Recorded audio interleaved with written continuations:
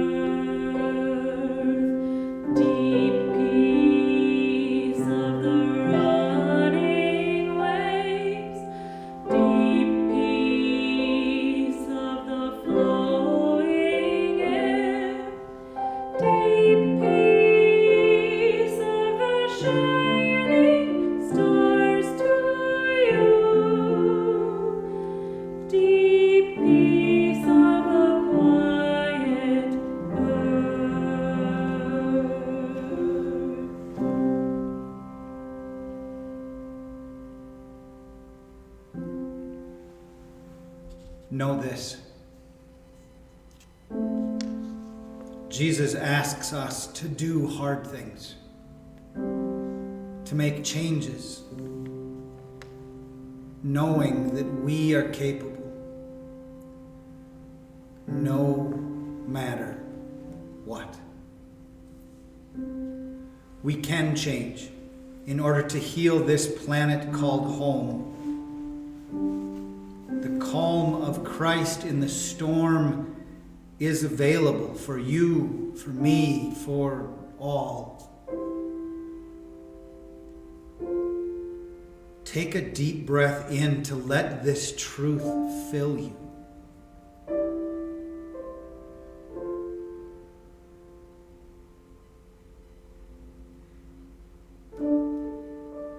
And breathe out with the relief of assurance.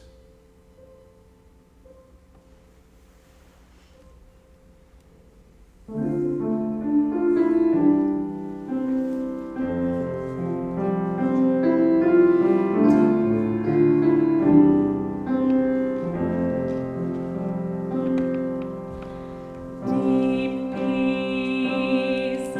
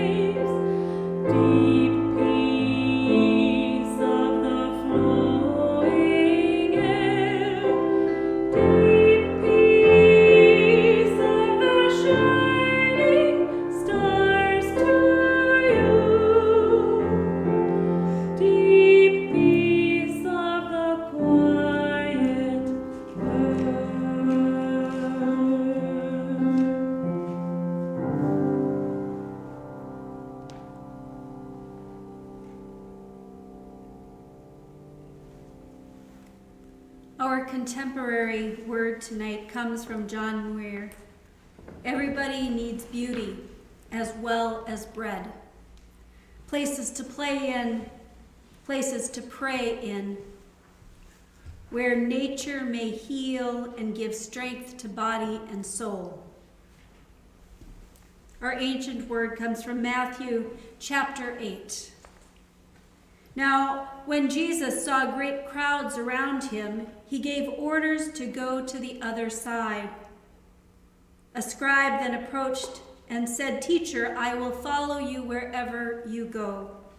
And Jesus said to him, "Foxes have holes and birds of the air have nests, but the Son of Man has nowhere to lay his head." Another of his disciples said to him, "Lord, first let me go bury my dead."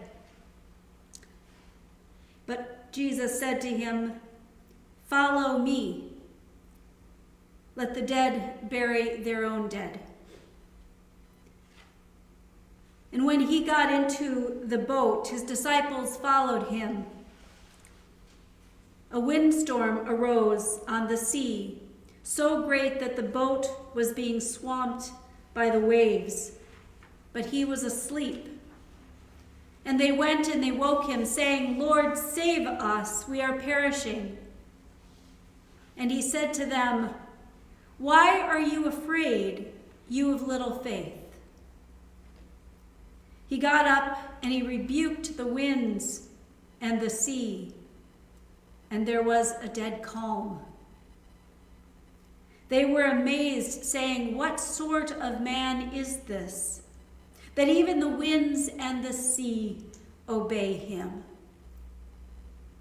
Word of God, word of life. Thanks be to God. This week, we focus our attention on creation and our place on this earth, or as a part of this earth. We are reminded of the magnificence and raw power of God, or of the reign of God. The God who heals with a gentle touch is also the God who rebukes the wind and the sea. We have a lot of brokenness in our world that calls for healing, renewal, and restoration. And that includes God's creation. The earth, the animals, the sea, the sky. And environmental health impacts us in ways that we can't even imagine. If we work toward recovery of ourselves and our community, but fail to do the work toward renewing our creation, our environment, we will find ourselves caught up in our own destruction. The healing of all creation is intertwined, interdependent. Having grown up in Africa, I view the world in that old saying of circle of life. We are all connected, and God has called us to be stewards of this gift that we are a part of. We have not always cared for creation the way we ought. How will we become healers in this world? Or as Greta Thunberg says, how can we become part of the positive tipping point? The words Jesus used in tonight's story are "follow me and let the dead bury the dead." Now, these words may seem harsh, and yet in them we hear Jesus' urgency. Now is the time. Now is the time to move, no matter how difficult, how fearful. We cannot wait. What is past, and yet there's brokenness and casualties in the wake. But we can move forward. We can make changes. We can face storms because our healer walks with us. The one who calms the storm can offer us faith in the midst of our fear, in the midst of the chaos around us. And so this week for our symbolic ritual, we are going to restore stones, some of the beauty to the earth by adding beauty to our pieces of glass, of sea glass. And if you had a chance to pick up some craft wire, I invite you now to take some of that craft wire and just wind it around, wrap it around your sea glass or your stones. Doesn't have to be fancy, just find a way to wrap it around and add a ribbon or string. And hang your pendant in a window to let it remind you of our role as those who must take care of, must care for, and contribute towards our earth, rather than diminish the beauty of the earth. So I invite you now, as we return to singing, to take time to wrap your sea glass or stone, creating more beauty for our world. And if you want to, we would love for you to send your pictures in to us via email or on social media. Let us sing.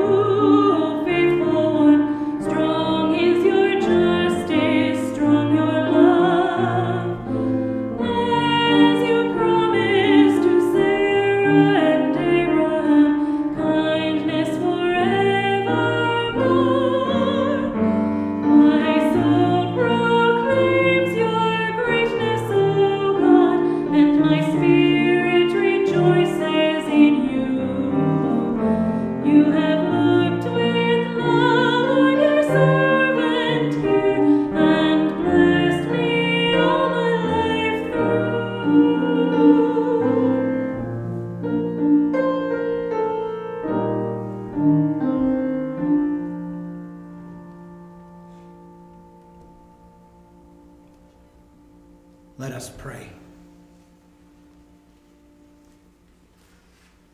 Healer of our every ill, we know that already you are at work among us. You remind us that you are in the boat with us in the midst of difficult times. We give you thanks for this path of following you, even when you call us to cross over from one way of life to another. We pray especially for all who are impacted most by dwindling resources. We pray that we will continue to learn and see and know how our actions affect others, not just ourselves. We give thanks for the wake-up calls that our young people are sounding, and we pray for the strength to walk alongside them. We give thanks for those who help us wake up to this storm, to see that we have it within our power to calm that storm, to restore the earth's wholeness. We ask for courage and encouragement to reevaluate how we as a church can join this effort now and into the future. God, in your love, make us whole. May we rest in your compassion. Calm the lost, weary soul in the warmth of your love. May your peace fill our hearts. May we know the love of Jesus. By your grace you console. God, make us holy and make us whole. Amen.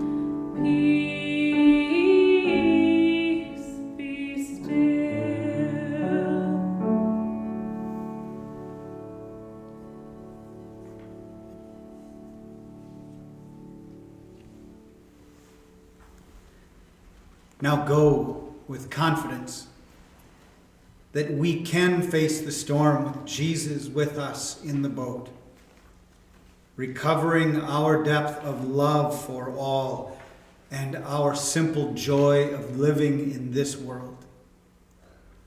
Amen.